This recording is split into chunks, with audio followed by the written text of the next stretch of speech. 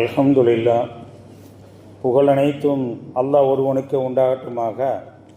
அல்லாஹ்வினுடைய மாபெரும் கிருபையினால் 25ஆம் நாள் தராவி தொழக்கூடிய பாக்கியத்தை அல்லாஹு நம்மவர்களுக்கு வழங்கியிருக்கிறான். அல்ஹம்துலில்லா. இந்த 25ஆம் நாள் தராவி தொழுதால் என்ன நன்மை என்று நாம் பார்க்கின்ற பொழுது, கபூருடைய வேதனையிலிருந்து பாதுகாக்கப்படுகிறது. பொதுவாக கபூரிலிருந்து பாதுகாத்துன்னு சொன்னால் அடுத்தடுத்த இடம் தான் அவங்களுக்கு லேசாக போயிடும். முதல் வீடு, முதல் இடம், முதல் வாசல் கபூர். கபூரில் ஒரு ஆளுக்கு லேசாச்சுன்னா அடுத்தடுத்து அவருக்கு லேசு தான். அப்போ யார் 25ஆம் நாள் தொழுதார்களோ அவர்களுக்கு கபூருடைய வேதனை லேசாக்கப்படும். அல்லாஹ் தஆலா நம்மளுடைய கபூரைகளை சொர்க்க பூங்காவனமாக ஆக்குவானாக. அன்பிற்குத்தானவர்களே, வாழக்கூடிய காலகட்டத்தில் உலக விஷயத்தில் எப்படிங்க, உலக விஷயத்தில் யாரை பார்க்கணும்? கீழே உள்ளவர்களை பார்க்கணும். உலக விஷயத்தில் கீழே உள்ளவர்களை பார்க்கணும். ஆனால் மார்க்க விஷயத்தில் என்ன செய்யுங்க, மேலே பார்க்கணும். நம்ம மார்க்கம் சொல்கிறாங்க, ரசூல் ஸல்லல்லாஹு அலைஹி வஸல்லம் சொல்கிறாங்க, வாழக்கூடிய காலகட்டத்தில் உலகத்தில் ஒரு ஆள் பதவியால் அந்தஸ்தால் உயர்ந்திருப்பார். நீங்கள் அவரை பார்க்காதீர்கள், அவரை காட்டிலும் தாழ்ந்திருப்பார அவரை நீங்கள் பாருங்கள். எப்படின்னு சொன்னா, ஒரு ஆள் ஜும்மாவுக்கு தொழுக வர்றாங்க. எப்படிங்க, ஒரு ஆள் ஜும்மாவுக்கு தொழுக வர்றாங்க. எதில் வர்றாங்க? பைக்கில் வர்றாங்க. வாசல்ல நிற்கிறாங்க. நிற்கக்கூடிய தருணத்தில் அவரை தொடர்ந்து இன்னொரு ஆள் வர்றாங்க ஜும்மா தொழுக. எப்படி வர்றாங்க? கார்ல வர்றாங்க. கார்ல அன்னை இறங்குறாங்க. இந்த பைக்கில் வந்தவர் பார்க்கிறாரு, ஆகா பாருங்க எப்படி வெயிலான நேரத்தில் பாருங்க எப்படி ஏசி கார்ல இறங்குறாரு. நாமளும் தொழுகிறோம், நமக்கு பாருங்க இவ்வளவு வெயில்ல பைக்கில் வரக்கூடிய ஒரு சூழ்நிலை அப்படின்னு நினைக்கிறாரு.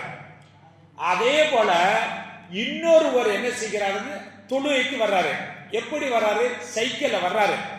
பாருங்க நம்ம என்ன செய்யணும், இவ்வளவு பெரிய வெயில்ல மிதிச்சு என்ன செய்ய வேண்டியது இருக்கு, தொழுக போக வேண்டியதா இருக்கிறது அப்படின்னு நினைக்கிறாரு. பாருங்க எத்தனை பேர் பைக்கில் போறாங்க. இப்படி பைக் இருந்தா நம்ம பைக்கில் போகலாமே அப்படின்னு இன்னொரு ஆள் நினைக்கிறார். இன்னொரு ஆளை பார்த்தீங்களாக்க ஜும்மா தொழுக வர்றாரு. எப்படி வர்றாரு? நடந்தே வர்றாரு. பாரு எவ்வளவு வெயில், எவ்வளவு வெக்கையா இருக்குது. ஒரு சைக்கிள வரல, இந்த சைக்கிள் இருந்தா கூட நம்ம சைக்கிள்ல போயிடலாமே அப்படின்னு ஒவ்வொருத்தரும் இப்படி நினைக்கிறாங்க. இவங்க ஒரு காட்சியை பார்க்கறாங்க. இன்னொருவர் தொழுகைக்கு வர்றாரு. இவங்களெல்லாம் இதெல்லாம் பார்த்துக்கிட்டு இருக்கப்ப ஒரு ஆளு தொழுகை வர்றாரு. எப்படி தொழுகை வர்றாரு? 2 கால் இல்லாதவர். எப்படிங்க, அதாவது பலகையை பிடிச்சுக்கிட்டு, பலகையினுடைய கட்டையை பிடிச்சுக்கிட்டு 2 கால் இல்லாதவர் தொழுக வருகிறார். அல்ல காலை கொடுக்காட்டியும் நாம என்ன செய்யலாம், தொழுகலாம் மட்டும் தொழுக வர்றாரு. அப்ப இவரை எல்லோரும் பாக்குறாங்க. ஆகா நாம நடந்து வர்றோம், சைக்கிள்ல வர்றோம், கார் இருந்தா இருக்கும், பைக் இருந்தா இருக்கும் நினைச்சோம். ஆனா நீங்க பாத்தீங்களாக்க காலே இல்லாம இருக்கிறாங்களே அப்படிங்கிறப்ப அப்பதான் நினைச்சு பார்த்தாங்க. அப்ப உலகத்தோட வாழக்கூடிய காலகட்டத்தில் எப்படி இருக்குன்னு சொன்னா, நமக்கு மேலுள்ளவர்களை பார்க்க கூடாது, கீழ் உள்ளவர்களைத்தான் பார்த்தால்தான் நமக்கு நிம்மதி கிடைக்கும், மகிழ்ச்சி கிடைக்கும். எப்படி என்று சொன்னா, ஒருவர் என்ன செஞ்சா ஒரு வீட்டுக்கு போறாரு. அந்த வீடு எப்படிப்பட்ட வீடு சொன்னா, நல்ல பங்களா உள்ள வீடு. எப்படிங்க, நல்ல பங்களா பாத்தீங்களா, நல்ல அந்த வீட்டுல பாத்தீங்கன்னா நல்ல தோட்டம் இருக்கு, அதாவது நீச்சல் குளம் இருக்கு, எல்லாம் இருக்கு. அந்த வீட்டுக்கு போறாரு. போய்விட்டு அவர் வீட்டுக்கு வர்றாரு. எப்படிங்க, ஒரு பங்களாவுக்கு போனாரு. அந்த பங்களாவை பார்த்தா நல்ல தோட்டம், நீச்சல் குளம், அப்படியே ஹாயா இருக்கு. இருந்துட்டு தான் வீட்டுக்கு வராரு. என்னடா எப்படிங்க அப்படின்னு அவர் நினைக்கிறார்.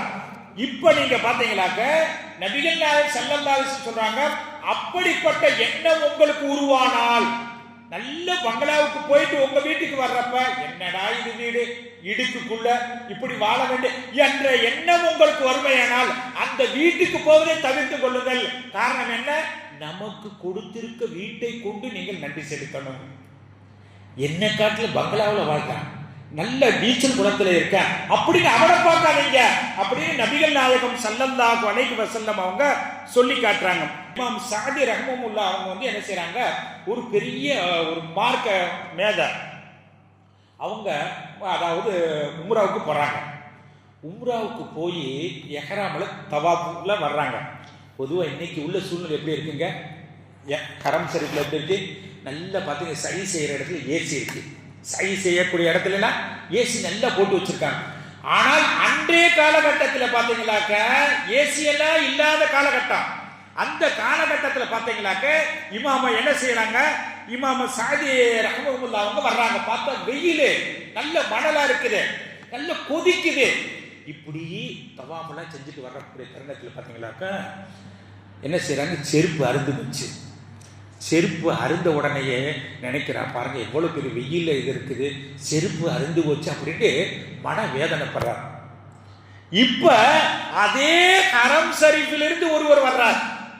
எப்படிங்க, ஹரம் ஷரீஃபிலிருந்து ஒருவர் வருகிறார். எப்படி, 2 கால் இல்லாமல் நெஞ்சை வைத்துக் கொண்டு அப்படி தவந்து தவந்து வருகிறார். அப்ப இவர் பார்த்தா செருப்பு இல்லாட்டியும் பரவாயில்லை, பாருங்க கால் இல்லாமல் இருக்கிறானே.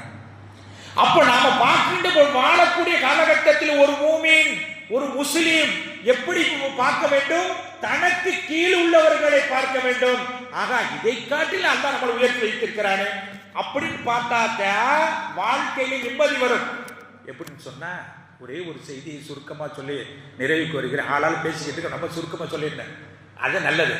பாருங்க, இப்ராஹிம் அலைஹிஸ்ஸலாத்து வஸ்ஸலாம் அவங்கள்ட்ட வந்து யாரு, மலக்குல் மௌத் வர்றாங்க. மலக்குல் மௌத் எதுக்கு வருவாங்க, எதுக்கு இங்க வருவாங்க, ரூஹு வாங்குறதுக்கு மலக்குல் மௌத் வர்றாங்க. எப்படிங்க, ரூஹு வாங்குறதுக்கு மலக்குல் மௌத் வர்றாங்க. யார்கிட்ட வர்றாங்க, இப்ராஹிம் அலைஹிஸ்ஸலாத்து வஸ்ஸலாம் அவங்கள்ட்ட வர்றாங்க. இப்ப இப்ராஹிம் அலைஹிஸ்ஸலாத்து வஸ்ஸலாம் அவங்க கேட்கிறாங்க, எதுக்கு வந்திருக்கீங்க, உங்களுக்கு தான் தெரியாதா, உங்களுக்கு தெரியாதா அப்படின்னு சொன்ன, என்ன ரூஹு வாங்க வந்திருக்கீங்களா, ஆமா ரூஹு வாங்க வந்திருக்கேன். சரிங்க, நான் வந்து யாருன்னு தெரியுமா, யார் கேட்கிறாங்க, இப்ராஹிம் அலைஹிஸ்ஸலாத்து வஸ்ஸலாம் கேட்கிறாங்க. இஸ்ராயில் அலைஹிஸ்ஸலாத்து வஸ்ஸலாம் அவங்கள்ட்ட கேட்கிறேன், நான் யாருன்னு தெரியுமா. வத்தகதல்லாஹு இப்ராஹிம கலீலா, அல்லாஹ் குர்ஆன்ல சொல்லியிருக்கிறார், அல்லாஹ்வுடைய நண்பன் என்று அல்லாஹ் தஆலா சொல்லியிருக்கார். அல்லாஹ் என்னுடைய நண்பன். ஒரு நண்பன் இன்னொரு நண்பனை மௌத்தாக்குவானா, ஒரு நண்பன் இன்னொரு நண்பனை மௌத்தாக்குவானா, ஆமா மௌத்தாக்க மாட்டான். வந்த இஸ்ராயில் அலைஹிஸ்ஸலாத்து வஸ்ஸலாம் குழப்பம் ஏற்பட்டுருச்சு. ரூஹு வாங்குறதுக்காக வந்தாங்க. இப்ராஹிம் அலைஹிஸ்ஸலாத்து வஸ்ஸலாம் அவங்களுடைய ரூஹை வாங்குறதுக்காக வந்தாங்க. என்னடா ஒரு நண்பன் இன்னொரு நண்பனை மௌத்தாக்க மாட்டான், அப்ப அல்லாஹ் தஆலா அனுப்பியிருக்கானே அப்படின்னு ஒரே கன்ஃபியூஸ். அப்ப இப்ராஹிம் அலைஹிஸ்ஸலாத்து வஸ்ஸலாம் சொன்னாங்க, அல்லாஹ்ட்ட போங்க, அல்லாஹ்ட்ட போய் சொல்லுங்க. போய் என்ன செஞ்ச, போய் இது போல என்ன செஞ்ச, ரூஹு வாங்க போனேன், உங்களுடைய நண்பராக இருக்கக்கூடிய இப்ராஹிம் அலைஹிஸ்ஸலாத்து வஸ்ஸலாம்ல இதை சொல்றாங்க அப்படின்னு சொல்லிட்டு வந்துட்டாங்க. சொல்லி வந்த உடனே இப்ராஹிம் அலைஹிஸ்ஸலாத்து வஸ்ஸலாம் சொன்னாங்க, என்ன சொன்னாங்க தெரியுங்களா, அல்லாஹ்ட்ட போனீங்களா, அல்லாஹ் என்ன சொன்னா அப்படின்னா, ஆமா அல்லாஹ்ட்ட போனேன், அல்லாஹ் சொன்னா அதாவது ஒரு நண்பன், அவர் என்னுடைய நண்பன் தான், இப்ராஹிம் அலைஹிஸ்ஸலாத்து வஸ்ஸலாம் என்னுடைய நண்பர் தான். ஒரு நண்பர் இன்னொரு நண்பரை சந்திக்க விரும்புவாரா வெறுப்பாரா சொல்லுங்க.